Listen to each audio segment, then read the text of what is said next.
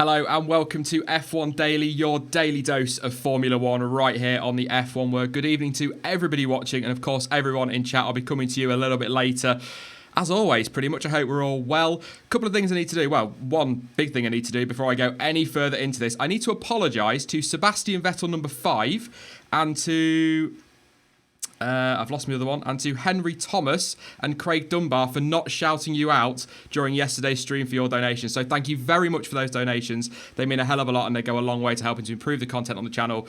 So thank you and apologies. I will try and pay a little bit more attention in future to those. Are we all good? I think I'm ready for this one. An intriguing one. Well, not an intriguing one, but quite, I guess, big, if entirely true. This is all according to reports. I need to make that perfectly clear. Those reports come from... I can never say it, but it's a German newspaper, Auto Motor und Sport, I believe it's called. And according to those reports, Lewis Hamilton is set to put pen to paper and end this ongoing talk about his future that's been going on now for what, since January, something like that. All looked like it was going to get done, and they were talking about it all being finished off, and it's now June. I don't know if anybody noticed, but there you go. And the announcement apparently is due at next weekend's French Grand Prix. Now, according to that publication, Hamilton is expected to sign a 2-year extension, which should really come as no surprise, to be honest. Obviously staying at Mercedes, which would see him remain with the team until the end of 2020 and would make him apparently the highest paid British sports person of all time. I don't know if that's really got any kind of meaning to it other than he'll have a lot of money, but looks like the deal is done. It's been rumbling on for a while now, as I say, but the world champion, he's obviously out of contract at the end of the year, is widely expected to sign it.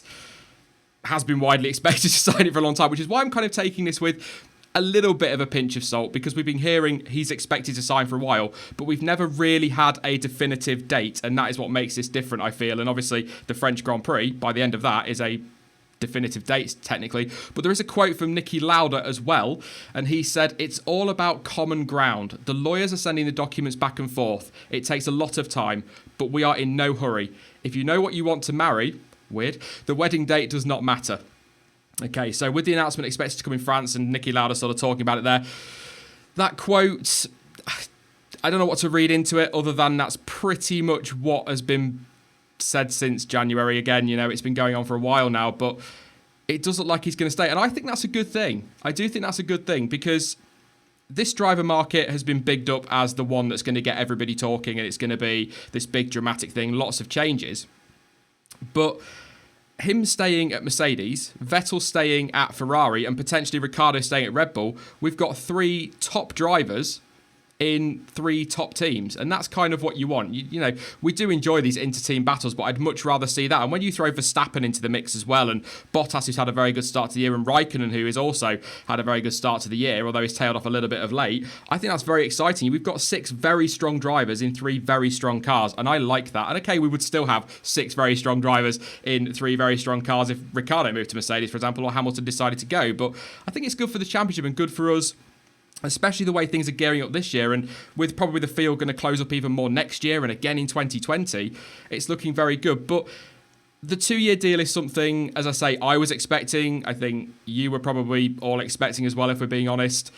2020 seems to be the date that we're all expecting him to retire. You know, I've been saying it for a while. I know John T thought he might retire at the end of this year. A lot of people have, with all this speculation over the last few months, but I think 2020 is about right. I can't see him, as I've said before, sticking around for another rules reset. I don't believe he'll stay for 2021, so it's spot on for him. But interesting enough as well, apparently if Hamilton re-signs, Mercedes will also re-sign Bottas.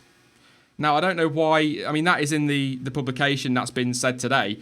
That's great, and the talk over the weekend was that Raikkonen and Bottas are going to stay with their respective teams for next season, and that's absolutely great. But I don't really know why that bit is in particular news, because surely if Hamilton left, they'd re-sign Bottas as well, because they'd want stability in the team. That's the words they're using, the stability in the team. So keeping Hamilton and keeping Bottas, yes, is stable, but if Hamilton retires, are they not going to re-sign Bottas? Because that's completely the other way. So I don't think there's anything really to look at in terms of Bottas. I'm pretty confident he's going to sign. I don't see Ricciardo going there. I know that a few people were disappointed today that I didn't include Ricciardo in my Red Bull video.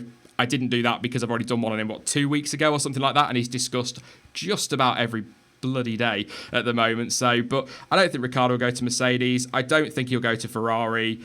Leclerc's not ready for Ferrari. George Russell isn't ready for Mercedes. Ocon, I still think we'll be in the frame for Mercedes in the future, but he's not been good enough at the start of the season to take that seat. So the only logical move for Mercedes, really, is to stick with Bottas. And they're a good partnership, and Bottas is giving Hamilton a run for his money this year. Yes, he's a long way off him in some ways in the World Championship, a lot closer than he was last year.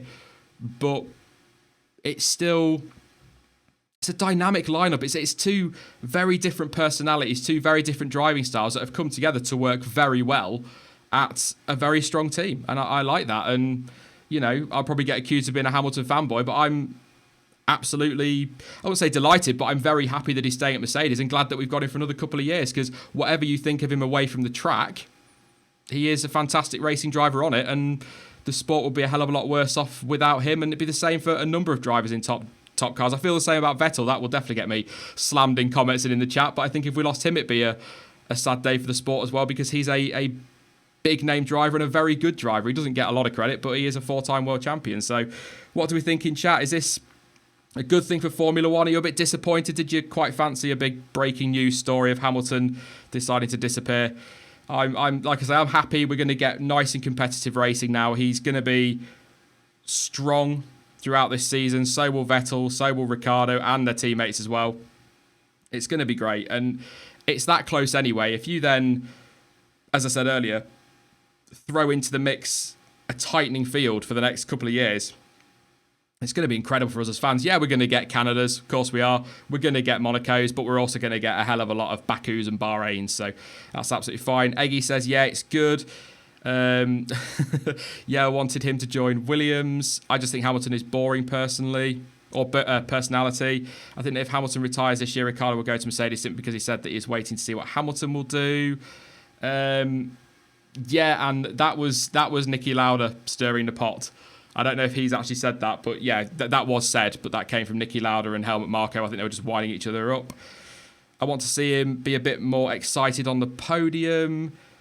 Now we have to wait longer for his rap album. Well, apparently, according to David Coulthard, that was end of 2020 anyway, or into 2021 before that's released, so no change on there. Put Ricciardo in that Merc and they're not sure what that means, but yeah, we'll light up the tracks we'll go with. Remember Hakkinen going on sabbatical and not coming back? Yeah, absolutely. I wanted everyone on the current grid to swap teams. Yeah, a lot of people seem to be fairly happy. Some seem disappointed that he's staying. I can understand that in a way, because it would be nice from, say, an F1 YouTuber's point of view if some big name drivers did decide to swap teams, because it gives us plenty to talk about. But at the same time, it's going to give us some really good stuff to talk about in terms of the championship. We now, this isn't confirmed, of course. This is reports, and we've seen in the past reports can be absolutely spot on, and this publication are pretty usually, nail on the head with it, to be honest. But you just never know. You have to take it with a pinch of salt. But it's not really a huge surprise. If it was a big surprise, I would have gone live straight away with it and we'd have discussed it then. But it's not really a massive shock, is it, that he's going to stay? It's if somebody turned around and said at the end of next year, Vettel signed another contract at Ferrari, you'd be like, really? Of course.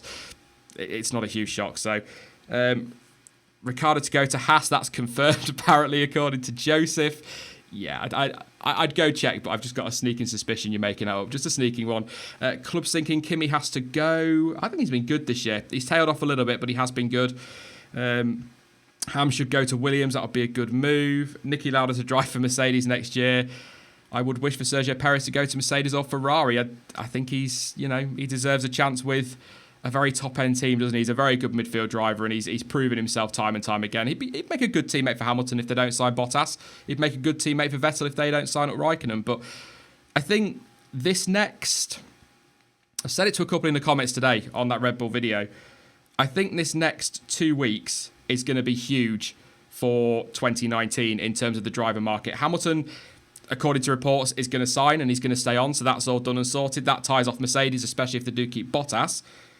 Red Bull's decision is going to directly affect Daniel Ricciardo. The only problem with Ricciardo is we don't know if he's going to where he's going to go if he doesn't want to stay around for Honda. It looks like it is going to be Honda for Red Bull. That looks like that will be confirmed around Austria. So this next couple of weeks are pretty big. And as I've said so many times, once that first piece falls into place, once Red Bull make that announcement, every other domino will tumble, because that is just the way Formula One is. So, yeah. One quick question I'm going to throw to you. on this one. If you're in Lewis Hamilton's position and Mercedes turned around to you, like they ever would, but if they turned around to you and said, we don't want to sign you next year, where would you go? Where would be, assuming every seat is open, do you think Ferrari would be the natural progression for him? I know it's a completely hypothetical question, given that we're talking about him re-signing, but I'm just intrigued as to what people think. I think it would be Ferrari. I used to think possibly back to McLaren, but if Ron Dennis isn't there, I don't see that happening. So ST says home, very good. Retire, Red Bull Air Racing, Ferrari. Yeah, I mean, I'm talking, assuming he stays in the sport, obviously. He could just disappear and retire. But yeah, I think Ferrari. Renault, says Bob. Ferrari to joke around with Vettel, Red Bull. I think Red Bull would take him. I know it's hypothetical, but I think they would. I would really be Ricciardo's consultant. Yeah, he could go off and be Ricciardo's consultant. Yeah, a lot of people saying Ferrari. That just feels like the natural progression, doesn't it? If he were to stay in Formula One, not with Mercedes, that's probably where he'd end up. People saying Williams.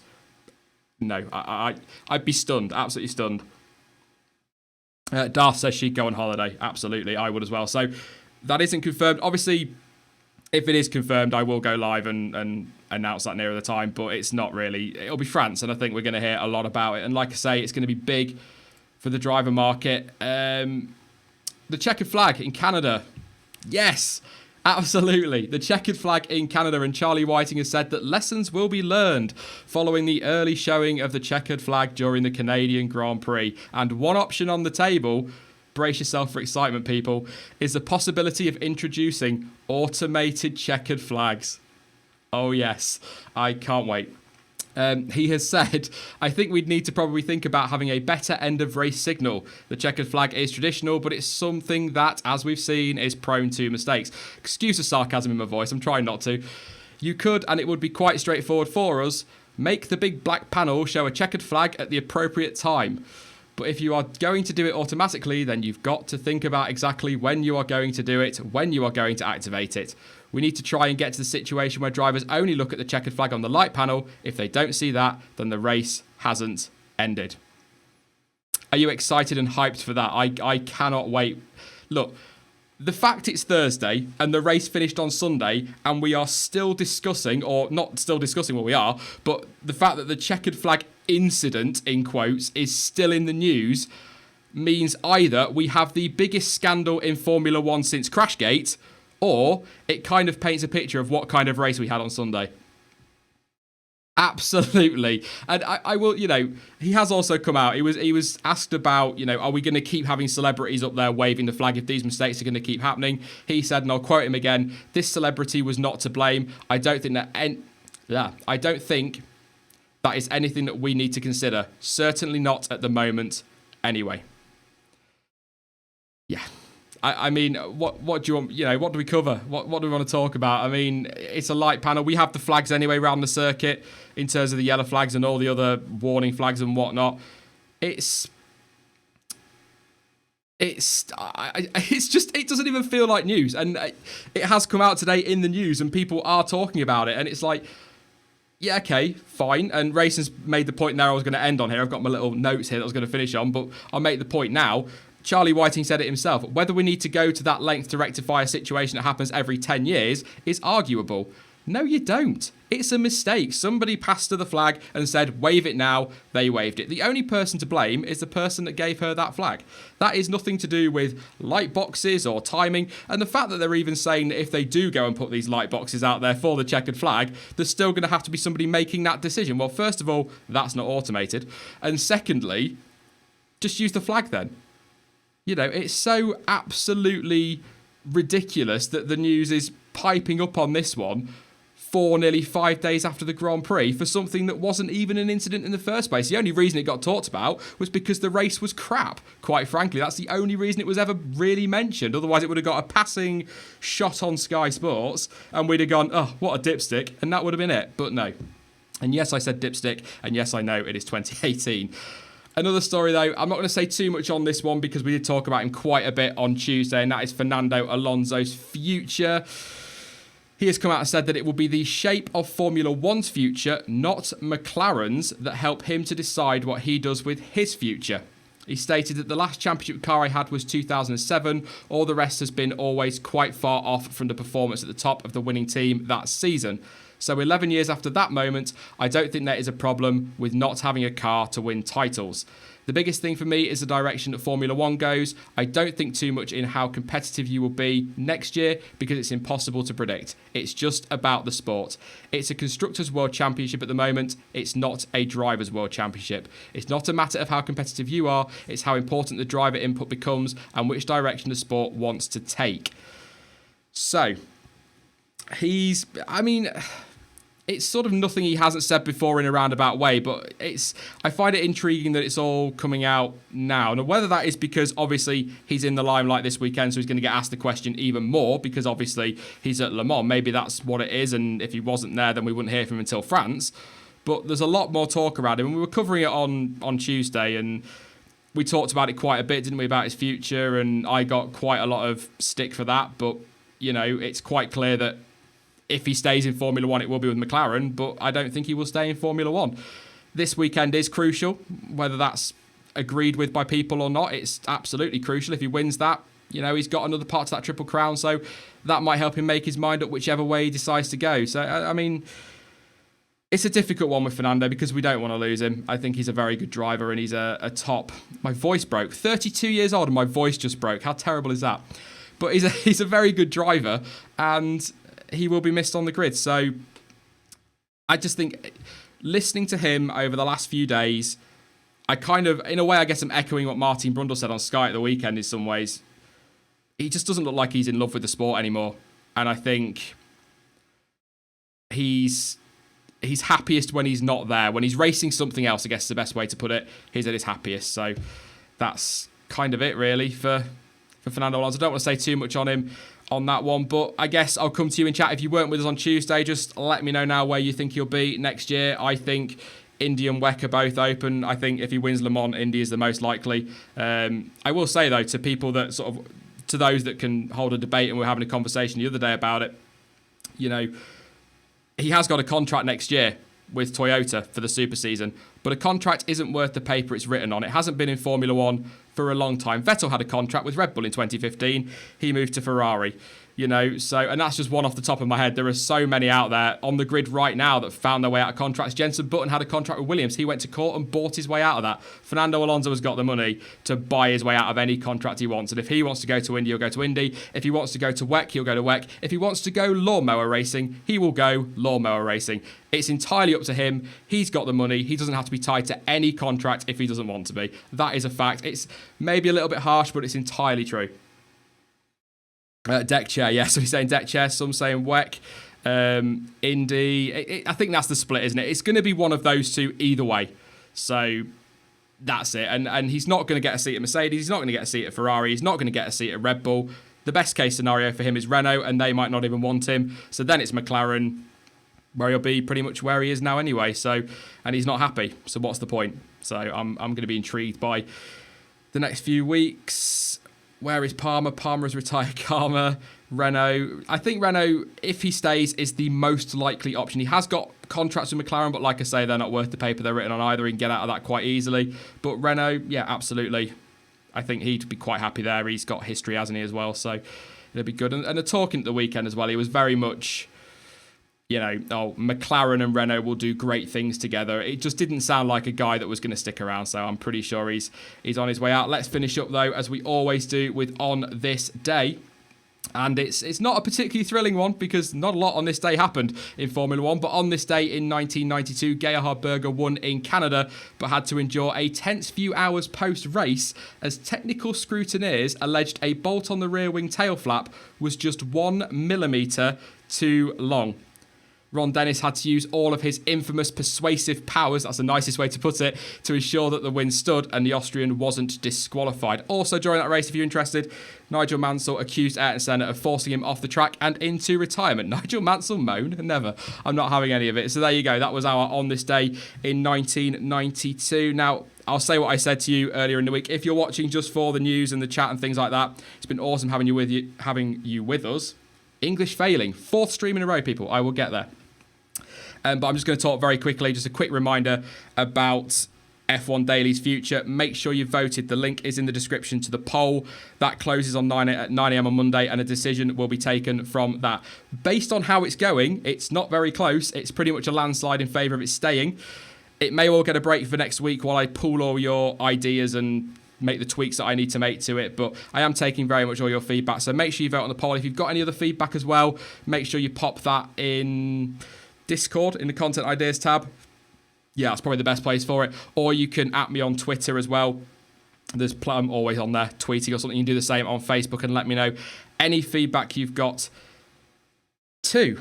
That is it for this one, though. I will be back tomorrow at 8 p.m. UK time for another F1 Daily, and there will be more uploaded content on the channel soon. You'll notice I'm not committing to uploaded content because there's not a huge amount for me to cover. What I will say as well is whilst I'm away in Silverstone, I'm going to be answering some of your questions in dedicated videos like I did in January through the winter, just so that I can pre-record some stuff for whilst I'm away, because obviously I'm going to be away Wednesday to Monday. So if you've got any questions you'd like me to answer in a dedicated video, again, pop them in the content ideas tab on Discord. You can tweet them at me, you can message me on Twitter and Facebook, and of course you can leave them in the comment section down below.